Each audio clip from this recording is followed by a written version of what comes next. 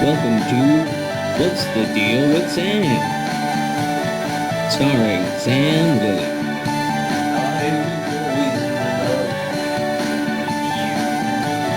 Join Sam as he discusses a wide variety of topics.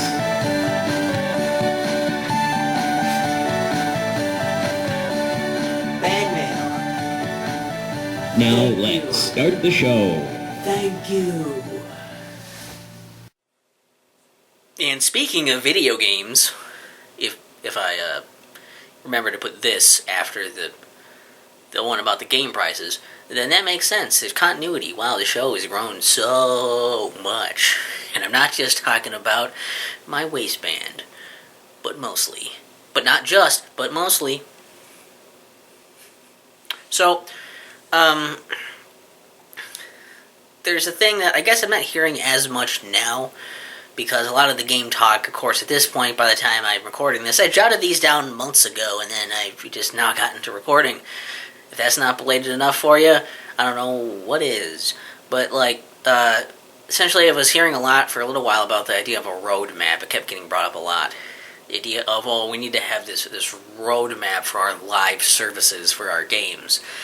The idea that they want to have a game that is going to be continually updated and supported, and they're going to keep adding things and doing things with it, and the idea is you would just kind of keep playing it as things are added, and it kind of just sounds like, hey, we're going to make this game, here's part of it, so you buy it and we'll keep making it, and you're just kind of helping us pay to make the rest of it, I guess.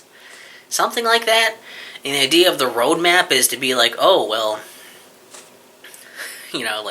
we have a plan. We're not just out here doing whatever. We have a plan for what you're going to get. And it's like, okay, well, the thing with that is that this is basically the same shit as early access, right?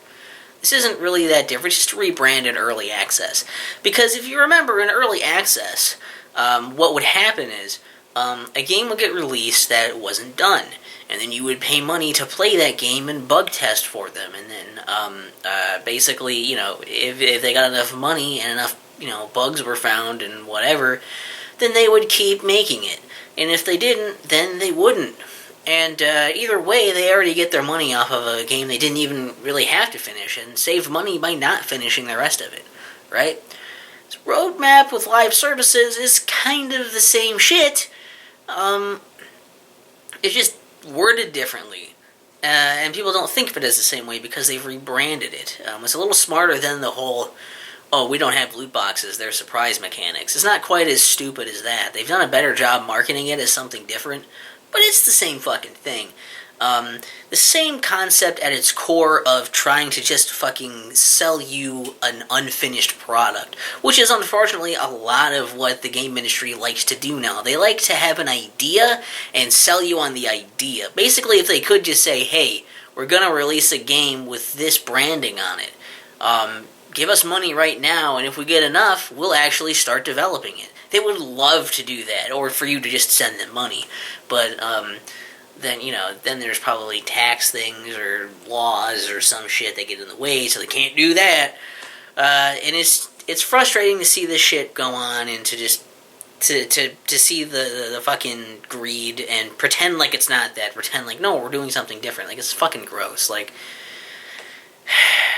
I don't know.